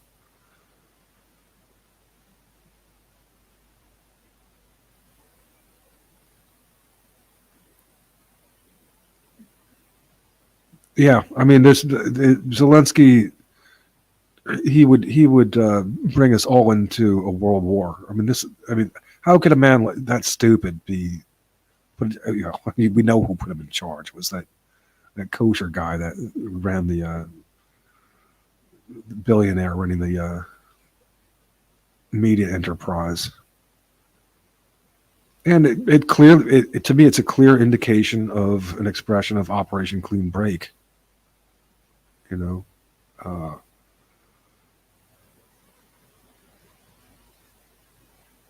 Victoria Nuland. You know, the right wingers. You have, I guess, you know, some of them are. I don't think that they're just purely. Some of them might be just kind of so embittered by the experience of the United States, by the degeneracy and the hatred of our people by the elites, that they would, that's why they're overly sympathetic with Putin. Others probably are getting funded. That very well might be the case in the case of a David Duke, for example.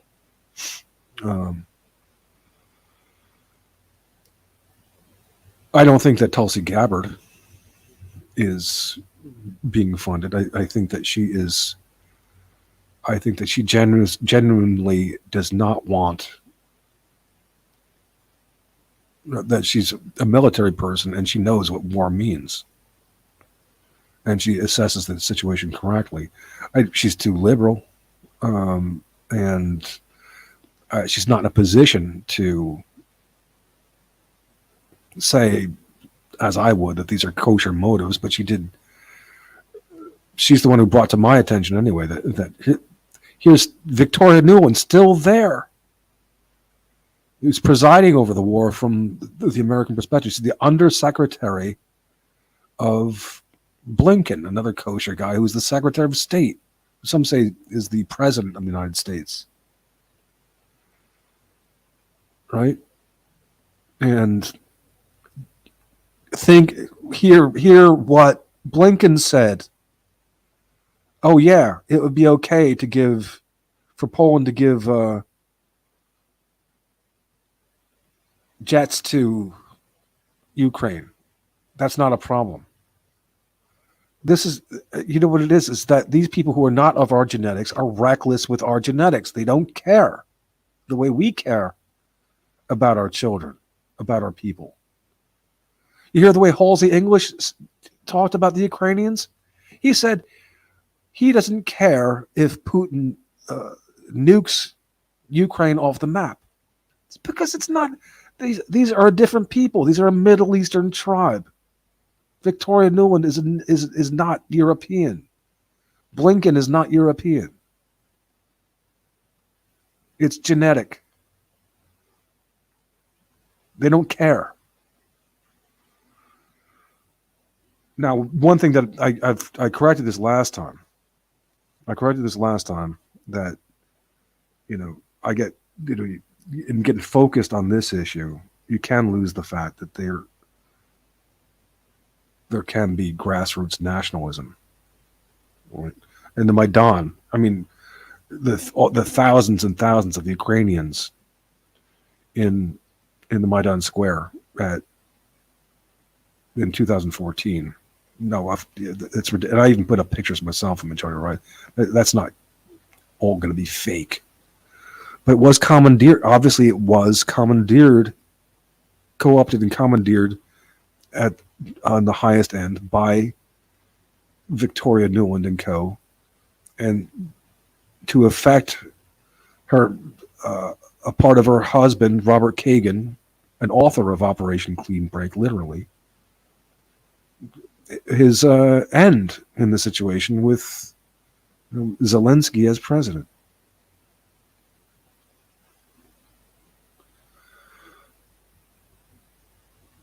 So we're saying that, right? And we're making the distinctions with this platform, including parsing, you know, who is responsible. You know, it bothers me when people blame the United States. You know, you have to say who in the United States and what in the United States is doing this. And they blame these things so much, and they are culpable for being provocative. There's no doubt about it, and for not exactly being concerned with Ukrainian ethno-nationalism. It's just a halfway house for them to what at best would be Mearsheimer's and Stephen Kotkin and Timothy Snyder's extended franchise. The borderless democracy. It's just to the point of absurdity.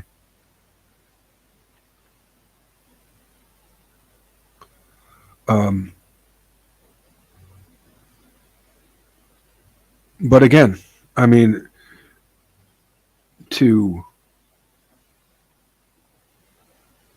defend Putin in this, these people, these right wingers, they disgust me. They really do. Almost all of them are going soft on Putin. I think the one guy, the Greek guy, Poseidon, is the only one who's has what to me is an understandable level of indignation with what Putin is doing, and Putin has so many kosher ties right from his early life. Even if it's just the ideology of Marxism, stewing in that.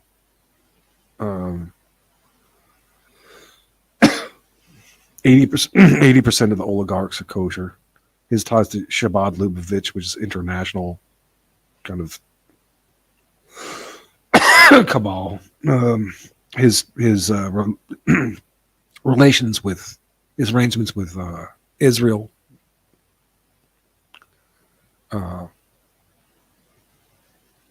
Which he surely has.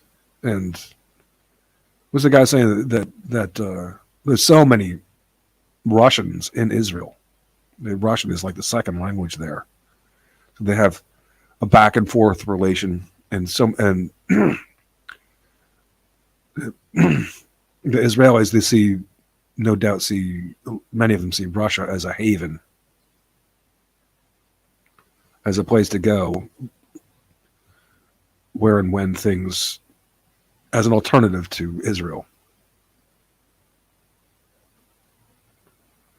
where and when things are not opportune there, or they need to do business or be somewhere else.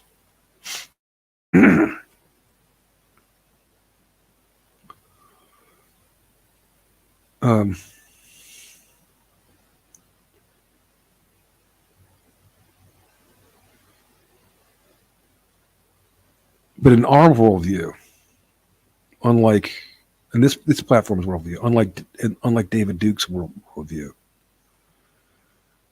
someone doesn't have to be a kosher folk in order to be the bad guy. We look at our right wingers, reactionaries, where they're complicit in the reaction. Our neoliberals, where they're complicit. So Putin will be just as bad as anybody. It doesn't matter that it's of European extraction. He's not operating in our interests.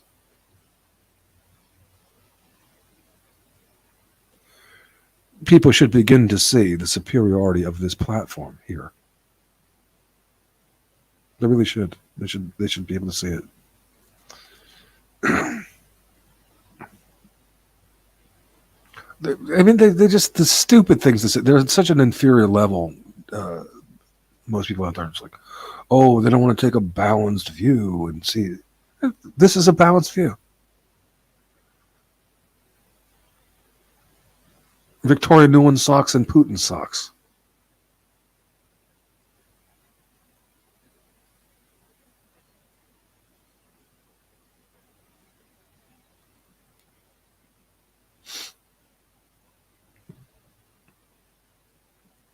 Blinken socks.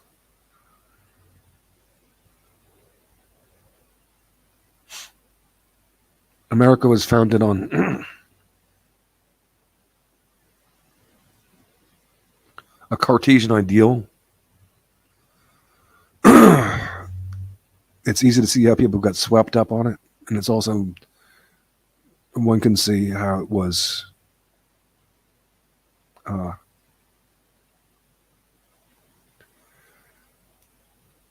co-opted and weaponized against the European peoples there.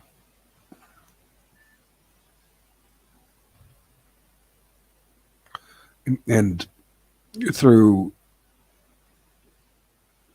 Operation Clean Break, aka Project for a New American Century, how its military was literally by design co-opted to go to war for the sake of Israel in the Middle East, to effect regime change. And Putin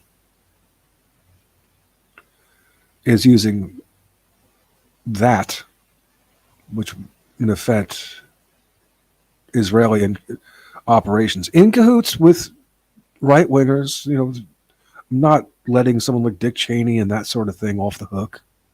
Again, you have to have these right wingers are willing to sell out. Or the neoliberals are willing to sell out. Putin is using that as an excuse to do what he's doing. Well, look, Americans do that. They have no problem dropping bombs and killing civilians, and these damn right wingers are helping Putin to make this argument. Oh, look what America does. We go around and bomb. No, we don't.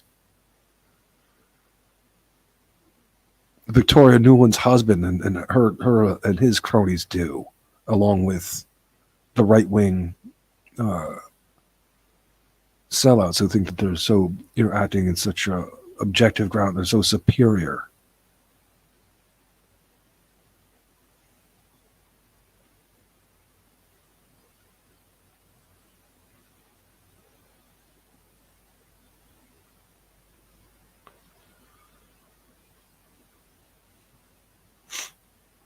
They say that we need all this gas. I don't know. I'm not a scientist and an engineer and economist. And they're always mocking the people who push for green energy or clean energy, and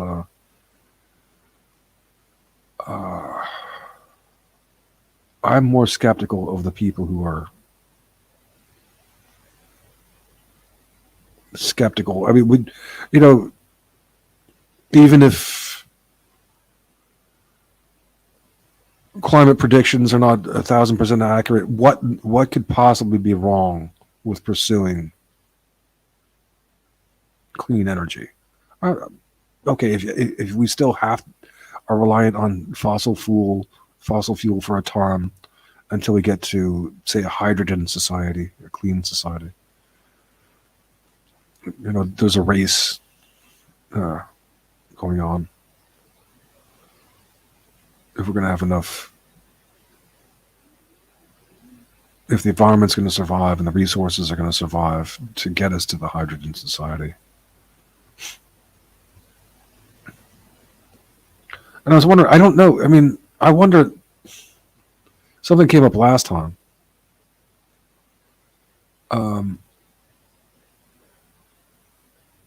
About nuclear, how maybe it's impossible to get the nuclear energy from such distances, but I wonder if it'd be possible to put nuclear power stations way up in the north, say like in the Arctic Circle. Or even if they did melt down, it wouldn't even matter. It's the material would just freeze up there, wouldn't even go anywhere. But I don't know if it's an engineering possibility to get the energy from that distance. But it's a thought, maybe. But they say that nuclear energy is clean, so doesn't pollute otherwise, unless you have a Chernobyl meltdown. I shouldn't laugh; it's not funny. I do wonder about that. You have Chernobyl is right upstream from Kiev. It's at the top side of that body of water. That would give me pause for thought.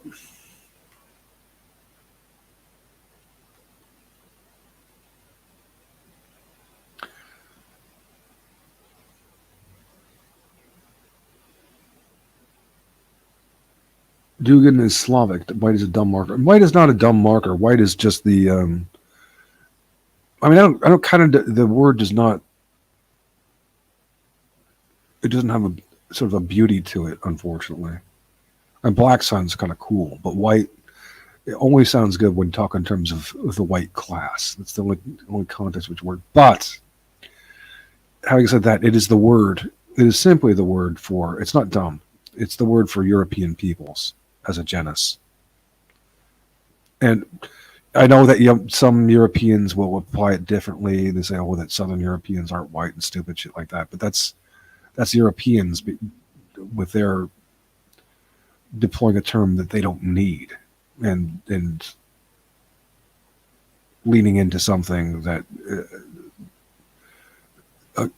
that is unhelpful, because the word is simply practical to demarcate the genus of European peoples when they're outside of Europe, because it would be awkward to call them European people when they're in the United States or South America or Australia. Now, yes, it's understandable that some people would say, "Well, look at this Jewish person? She's white." Well, that's part of the project of the DNA of one of the part of the project. One thing that even dissident writers are doing fairly well is to mark that distinction. Say, yeah, okay, there's a crypsis. They can look European, but there's a distinct genetics to them that's not European. I was looking at, and it really surprises me sometimes. People I would never suspect of being kosher, like Tina Louise, this lady who used to be an actress on. I could be forgiven for watching the show. I was a kid. For watching Gilligan's Island was a child. I mean, I wish I didn't. Someone told me not to watch that, but she was the movie star on Gilligan's Island, and I would never suspect that she's Jewish. Not at all. So yes, Jewish people can look European, but it's important that we distinguish them as a separate people, because there's a whole different set of behaviors and interests that correspond with their genetics, and it has nothing to do with persecuting them. It's that a distinction to be made and observed for our protection.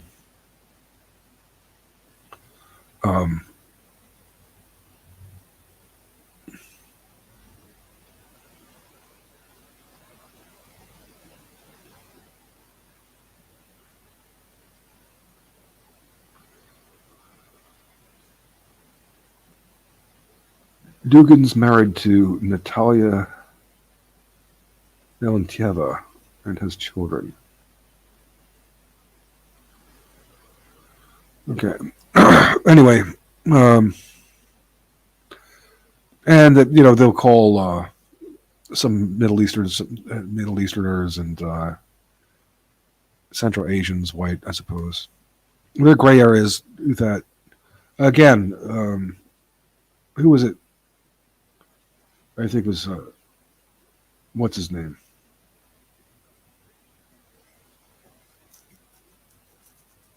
What was that guy's name?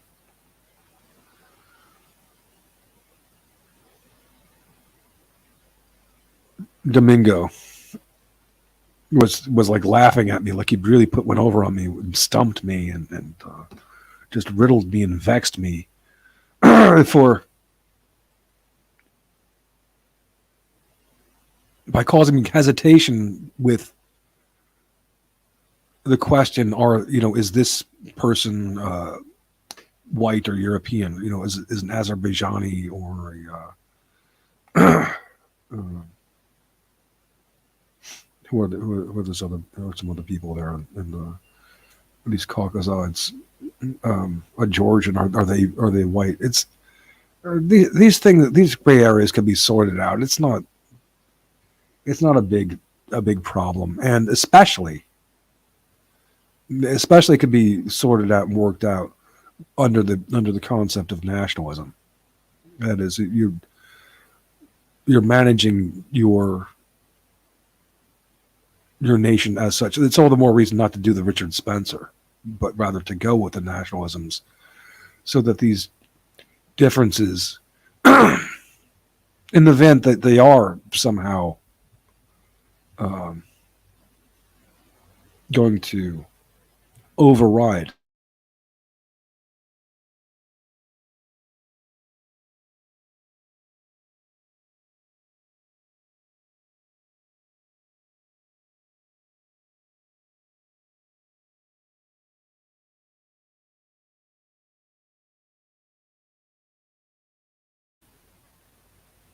nations and DNA nations would provide for.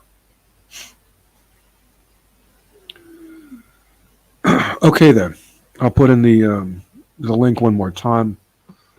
I've said what I had to say about Fróði Midjord and his right-wing reactionary platform. That goes along with Greg Johnson, and just, hey, they're just going to have to deal with it. I've got a vastly superior platform and philosophical basis here. I'm standing on the shoulders of giants. I've had great teachers, and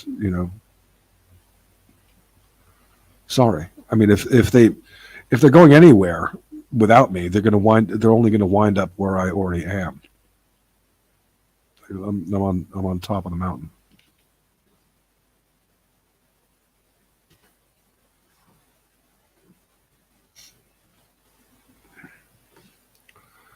There's the link if anybody wants to join me. Otherwise, in 1 or 2 minutes, I'm going to adjourn until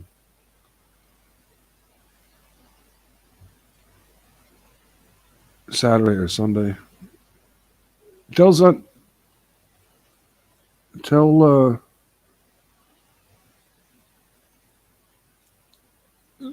as I'm willing to talk. Don't believe Jonathan Pohl, because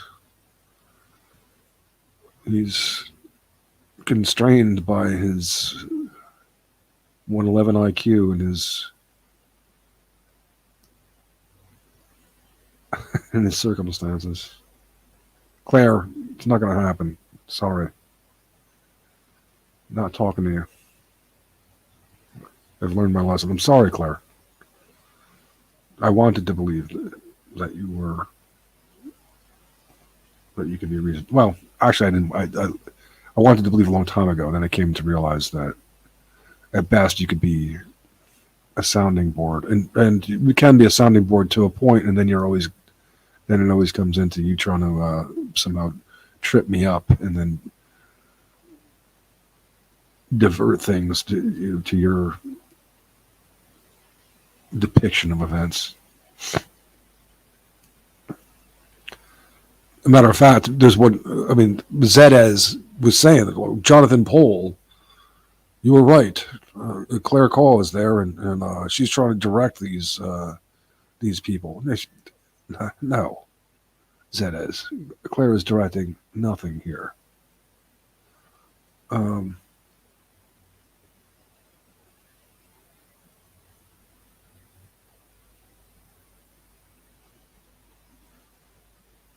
Now, this discussion of how to how a father should discipline a daughter and so on without too heavy a hand so that she doesn't wind up only more rebellious. But one thing that I did want to mention last time, I forgot to mention,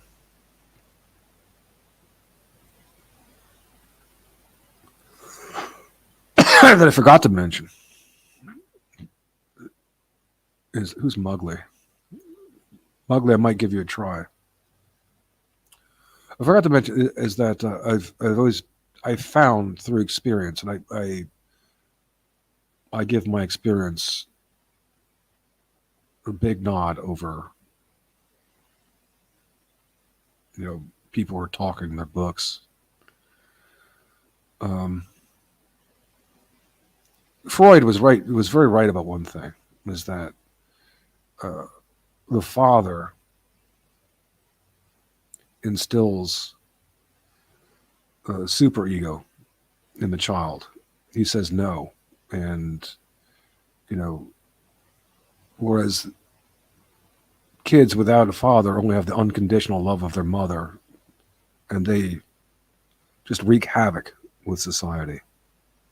Whereas the father would discipline them, would intimidate them, would instill in them enough social inhibition and pause for thought. My father was too much of that. It was, but yeah, at its best, that you have to. The father's very necessary, such that when I date a woman, I always want to know that they had a father in their life,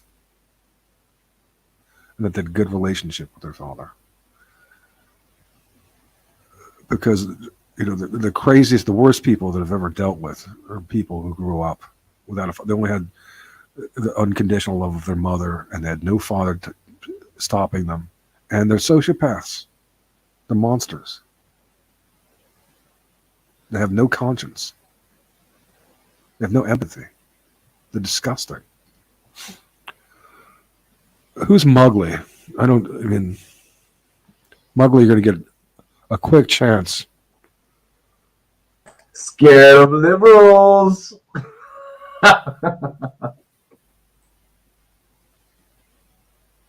Come on, don't be such a pussy. Okay.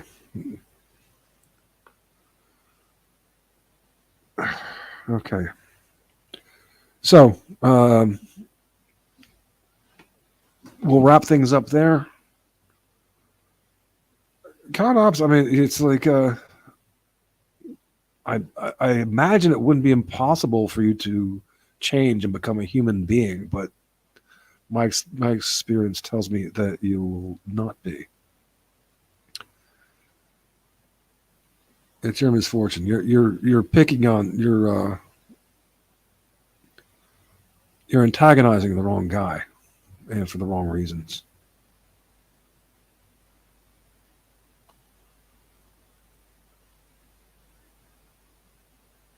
So with that, I want to thank everybody for listening. I look forward to talking. I look forward to talking more with her and Mirth Baron. I was hoping that Zedez would come around and would talk more, because if not her, some other woman like her, maybe someone like Tiffany or one of the others, could make a big difference, and in short order, on quite the contrary to what Fróði Midjord is saying, that a paradigmatic shift would take many generations. We could begin to set about this project. Okay, so thanks everybody, and bye for now.